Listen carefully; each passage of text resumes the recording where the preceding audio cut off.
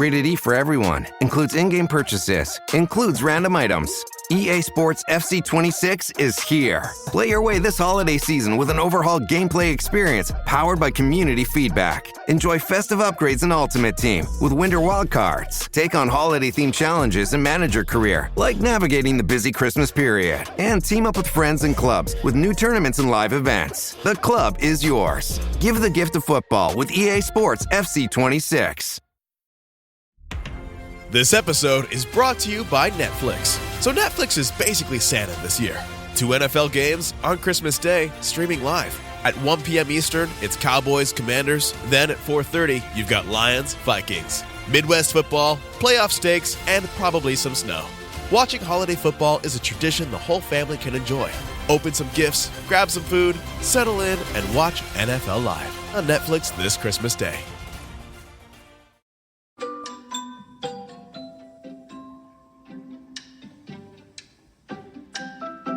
Hi, I'm Daniel Lucas, and welcome to Book 101 Review. Book 101 is all about the books that I've read for the last 40 years. And today I have my special guest. One of his advocacy guiding people to the hidden path, freedom, and purpose of their own terms. No other than Mr. Matthew Strunk. Howdy. Welcome on Book 101, Mr. Matthew. And can you please introduce more about yourself that I missed? Yeah, no, definitely. Appreciate it. Name's Matt Strunk. I would probably classify myself as a recovering serial entrepreneur. I started and sold lots of companies. I bought companies, ran companies, done all the things. And these last few years, I've been really focused on trying to figure out how to live a life that's a little bit more fulfilling on my terms instead of just doing the things I thought I was supposed to do. And now I help others do the same, really get themselves organized to live a life on their terms. And through coaching and content, that's where I live now. Mr. Matthew Strunk, thank you so much for sharing your knowledge and wisdom to the world. And today let's talk about the dirty secret of success. Why having it all can still leave you empty. Tell us the dirty secret of success. What is that secret, and why is too hard for high achievers to talk about? Yeah, so I guess to best explain it, to provide context, it starts when I was much younger. I grew up, in a poor family, didn't have a whole lot. When I was 19, I decided to start my first business because from what I could tell in my life, the thing that I was missing was money and wealth and status, and all the people that had those things seemed to be doing the things I wish I could do. So I needed to figure out a way to achieve those things so I could finally live a good life. That was the thought process, at least. So, I started some companies, started companies, failed. And, fast forward about a decade, and I started some companies that actually succeeded and scaled, and, the Inc. 5000 fastest growing company awards, and, doing multiple 7 figures in like our second year. And, I did all of the things that I thought I was supposed to do to get the things I figured I should want. And, even after making all the money and achieving the awards and the status and all that stuff, I never really felt any more fulfilled than I did when I was just the poor kid who didn't have anything. So how is it that on both sides of success, I felt kind of lost and like something was missing? And that's, kind of when I realized that what I was looking for in life wasn't necessarily more money or more status. It was alignment with what it is I actually cared about. But without getting really straight on what that was, I was basically living a life fueled off of trying to impress others and fueled off of a chip on my shoulder. And that really left me kind of, in a tough place. And I think for high performers, it's tough because when you have those things, it feels almost arrogant or ignorant or something to suggest that it's not it's not everything you wanted. You know what I mean? Like I don't want to seem like I'm not thankful for what I have, but still I want to be able to talk about it so that other people who might be feeling that way can understand they're not alone. So it's a weird spot, I think, because of that. You don't want to be like, oh, I guess first world problems or that kind of thing. And that's kind of the dirty secret of success, is it can leave you feeling unfulfilled afterwards and not a whole lot of people to talk to about it. The phrase having it all is a powerful myth. What does that phrase typically include, and why does checking all those boxes often lead to a feeling of emptiness instead of fulfillment? Yeah, I mean, to me, I think, in society, at least for myself growing up, I think we're kind of painted a picture of what success looks like, and it's typically wealth, I think. It's financial freedom, being able to do things on your, with your own time and everything else. It's having the really nice house, having the nice cars, having the nice family, like, status, awards, people who admire you. Like, to me, at least growing up, those were the tangible things of like what success looked like.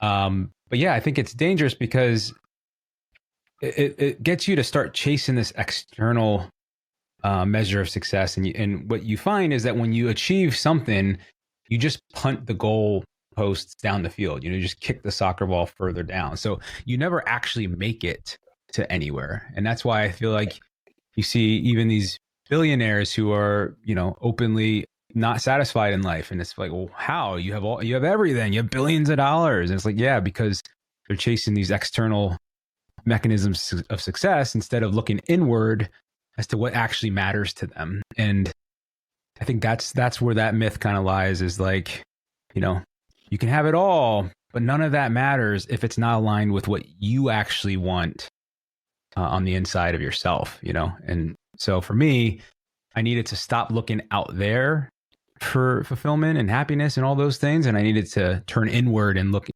more so at myself to figure out what it is I actually wanted. And that's when things started to click much better for me in my life, even though they might not look as sexy on the outside.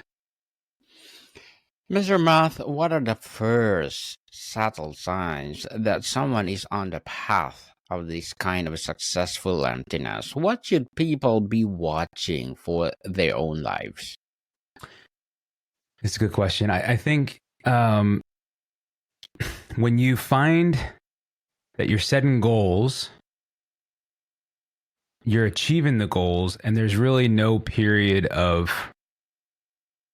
reflection or happiness around it, if that makes sense. Like it almost feels empty. So like, maybe you set an income target and then you hit that income target, but by the time you hit that income target, you've set a new one already because that one's no longer good enough because of whatever.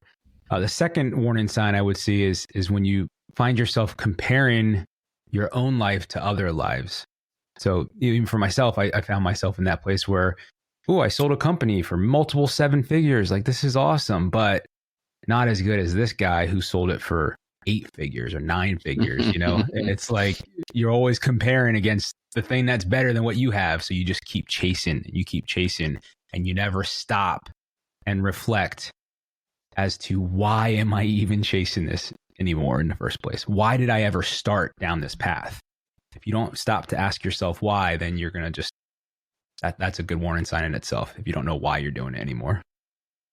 You should know what is your why, people. So on the psychology of achievement, Mr. Matt, how does the constant pursuit of external validation actually prevent us from developing stable sense of internal self-worth? Yeah, I think it's, when you're focused on the external metrics, it does a few things. I think first, it keeps you always living in a future state, even a past state. So you think about the past and how maybe you failed versus what you wanted, and then you start idolizing the future of what you want to achieve. And you find yourself always living in a time that is not real because the past isn't real anymore. It already happened. It's gone. The future hasn't happened. So how can that be real? So I think some of the dangers there is that you find yourself never living in the now and living in the present.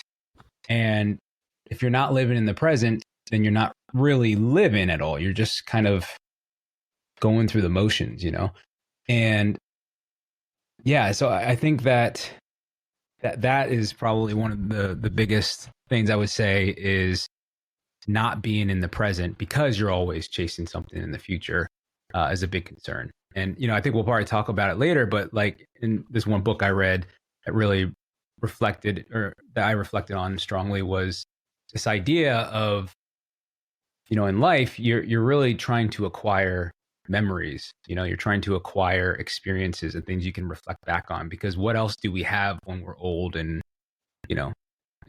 it doesn't matter anymore. You only have your life experiences. All the money in the world doesn't really matter at that point. I think if you haven't done anything with it at that point. So I think the biggest sacrifice is not living in the now, and therefore you can't actually enjoy life because you're not present. You're not here.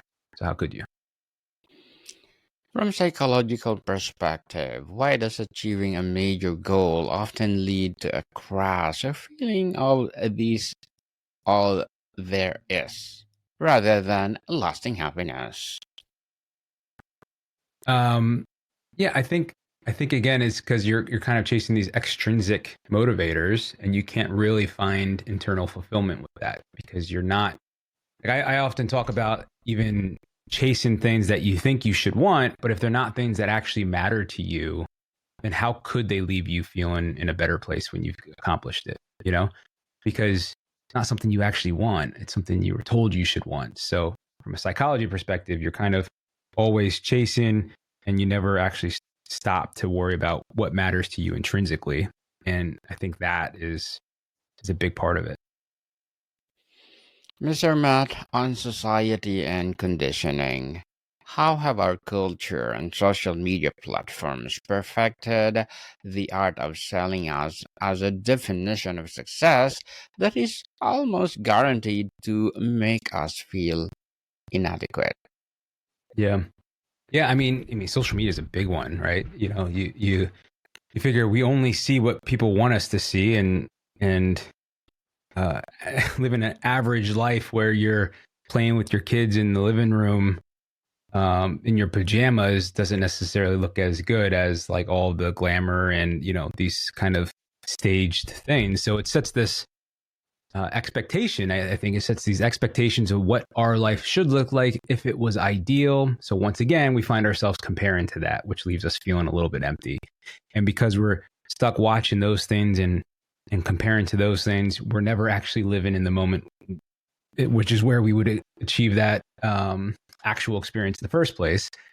And, you can go really down the rabbit hole as far as society expectations, but like, I guess a preview of it would be that from a system perspective of trying to manage lots of people, say hundreds of millions of people, like there's certain ways you need to try to get people to conform. And one of the best ways to do that is to give them this kind of ideal state that they can chase. So they have hope that they can kind of chase after, but not really necessarily achieve, and keep us with our wheels spinning to help keep things predictable.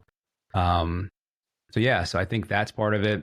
And then also from a marketing perspective, it wants you to chase these things too. So you buy and you consume and all that kind of stuff. So it's like when you stop to think about it and you think about the motivations behind a lot of what you see, it kind of makes sense that it's not real life. It's meant to keep you consuming. It's meant to keep you spinning your wheels. It's meant to keep you spending your money. It's not meant to help make you fulfilled and actually live a life that is meaningful to you. Mr. Matt, how does dirty secret manifest differently for women who often face the added pressure of learning in at work while simultaneously being the primary caregiver at home? Yeah, that's a good question. I think, I have some thoughts on that, I guess. And, I'll throw them out there and you can take it or leave it. But I think from even like my wife, I think that when we had our children, there was actually an expectation that she had of herself that she shouldn't want to be just a caregiver and, raising the children and stuff like that. Like there's almost a stigma that she should want more than that. She should want this big career and to make all these monies, and to be just the mother wasn't enough in a way, which is kind of crazy to me. Because again, it's not about whether or not you should chase a career. In my opinion, it's not whether or not you want to stay at home with the children, not whether or not you want to do either of those things. It's about having the awareness to know what it is that you want and not to let those external pressures kind of steer what you're doing. So I think the dirty secret of success, at least that I can think of from the perspective of a woman, is now you have that conflict, right? Because it's she want all these things. Maybe I don't want those things, but I should want those things. And then you're caught in that battle. So it's not about what's right. It's not about what's wrong. It's about what is right for you, because it's your life. You should set your own terms based off of your vision. And then that's how you should execute against it. And don't worry about what other people think and expectations and whatnot.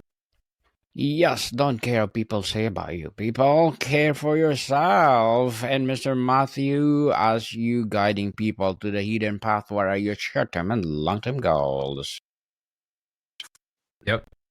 Yeah, exactly. And I think if there's one takeaway I'd probably want people to think of from this, is really about raising awareness about what's driving your actions. You know, you had mentioned earlier about starting with your why. I think there's a good book about that also as well.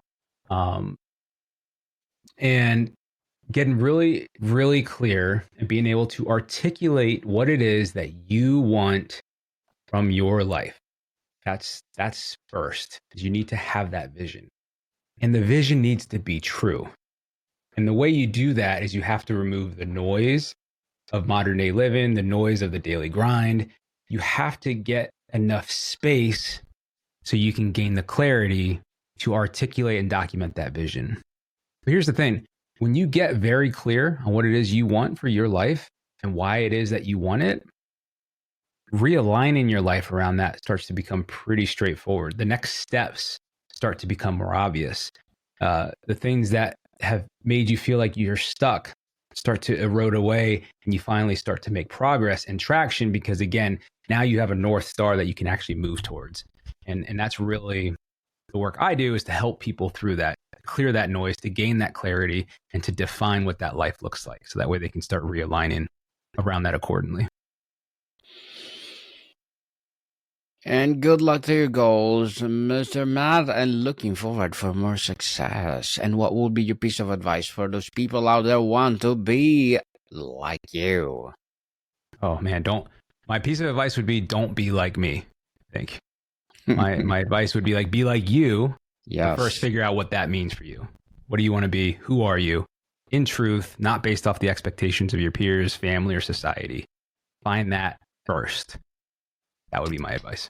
Yes, and thank you for that advice, Mr. Matt. And can you please recommend a book or books that influence your journey?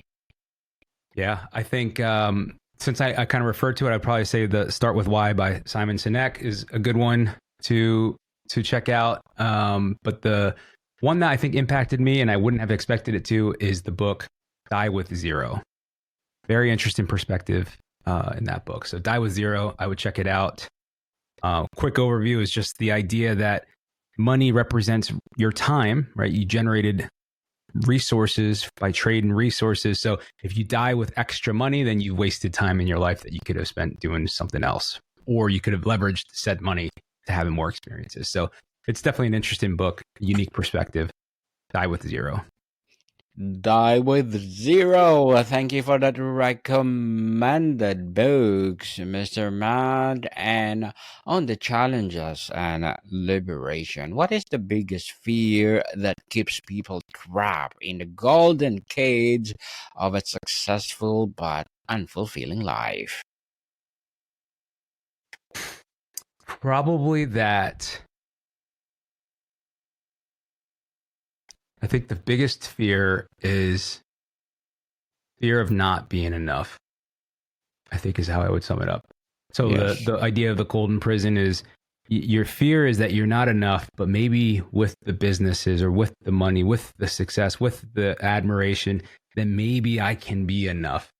But as long as your measure of whether or not you are enough is based off of those things, then you will always stay stuck in that trap. Yes, definitely. And Mr. Matt, how do you deal with judgment or confusion from others when you start to step off the conventional path of success? Yeah, that's a great question because I've had lots of that in my life, man. Some of the crazy things I feel like I've done, but um, again, I think it comes back to if you have a really damn clear vision of who you are and what you want from life and what that vision is, and all that other judgment from friends, family, peers, it's just noise, You know where you're going. You don't need that validation from them. So I think having the confidence of knowing where you're going helps you with dealing with that. And the other thing is, I've found that it also exposes different relationships in different ways. The real people that love you will follow with you. They will still support you. They don't really care that much. And then you'll start to uncover maybe some relationships that weren't as healthy as you may have thought they were. And maybe that's a good thing. And that might be a sign that maybe they're not a part of that new journey that you're going on. And that's okay. Yes, it's okay, people. It's okay. And how do you deal with, well, people want you to, let's say, grab mentality? They want you to not to be succeed in life. What are your recommendation for that? Yeah, it's like a lot of people want you to be successful as long as you're not more successful than they are. kind of Yes. thing, right? Yes. True. Yeah, I think that's an interesting dynamic because I think sometimes that might expose weaknesses in certain relationships that maybe aren't serving you anymore. And when we talk about realigning your life around that vision, sometimes it has to deal with those people too. Sometimes it has to deal with eliminating people who might be toxic and kind of bring you down. So, yeah, I think that, in my opinion, based off of some of my experiences, the people that genuinely love you do want you to succeed, regardless of how it compares to their own success. So just keep doing you, and let it all shake out, but don't let that noise distract you from your mission and where you want to go. What role do practices like mindfulness, gratitude, or introspection play in overcoming the emptiness of external success?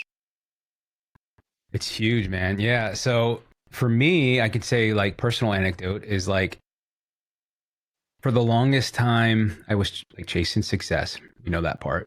Yes. And even when I became aware that that wasn't it, I went on this journey of trying to figure out what was it. I spent more money than I care to admit on coaches, therapists, frameworks, courses, reading books. Like, what am I missing here?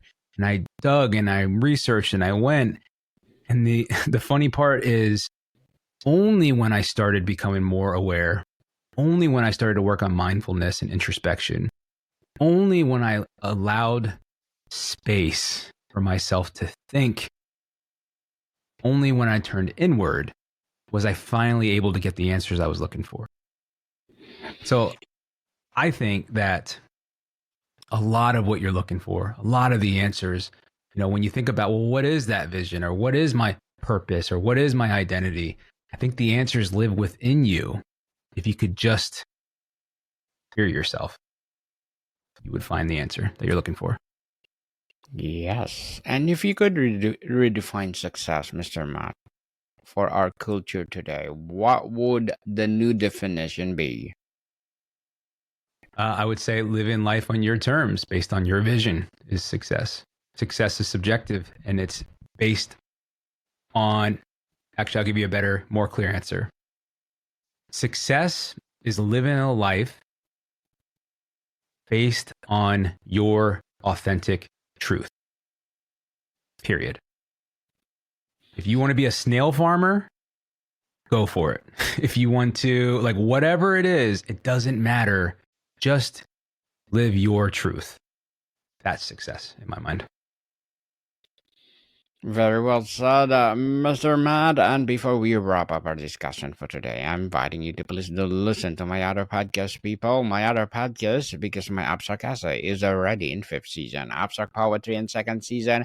I'm a Book 101 review in fifth season too. Comedy 101 in second season. And my Food 101 in fifth season as well. Geography 101 in fourth season. I'm a baby podcast, Law 101 and Mental Health 101. Love letters in third season, and Movie 101 review and Music 101 and fourth season, and Science 101 and Sex 101 in its first season. Please listen to them wherever you listen your podcast. So, Mr. Math, finally, what is your message of hope for everyone who recognizes themselves in this dirty secret? What is the first step toward building a life that's not just successful but truly satisfying? Yeah, I would say my message would be that you're not alone, you're not broken, and you don't have to stay stuck. You can continue to move forward, but start with awareness. Start with awareness and really trying to figure out what it is you want from life. But you don't have to stay stuck. There is a path forward, and yeah, just have the courage to go after it. Yes, indeed, Mr. Matthew Strunk. Thank you so much for sharing your knowledge and wisdom to the world. So can you please invite our listeners to support your business, your projects, or anything that you want to promote on Book 101 Review? Yeah, I think the best thing is check out the website at illumiShift.com. So it's normally where I'll put everything. I'm actually in the process of launching a new YouTube channel, and once that's live, I'll put that on the website as well. So yeah, I appreciate your time, and this was great. Thanks for having me on. Yes, indeed. And one more, Mr. Matt. Can you expound this phrase on your website? Your life, your terms, your vision. Yeah, I think it's your life, and ignore the expectations of others. Set your own expectations at your terms so that you can clearly see the vision for what you want. And when you do that, you finally start living instead of just going through the motions. Mr. Matthew Strunk, let's support him, because if you support him, for sure there is a lot of people will find the hidden path. So Mr. Matthew, thank you so much for your time. Yeah, likewise. Thank you. More to come, people. See you soon.